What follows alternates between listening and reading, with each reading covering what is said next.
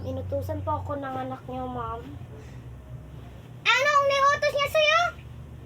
Magbili po ng pagkain niya po, mga chichirya niya. Sir, pwede po ba kayong umalis muna? Yoyo. Oh, my baby. Sorry po, ma'am. Hindi po ako nakalinis. Linisin mo ngayon sa sahig o hindi? Tabigyan ng pakain. Ay! Good afternoon, Good ma'am. Lagay mo sa aking lagyanan ng damit. Opo, ma'am. Salian mo na.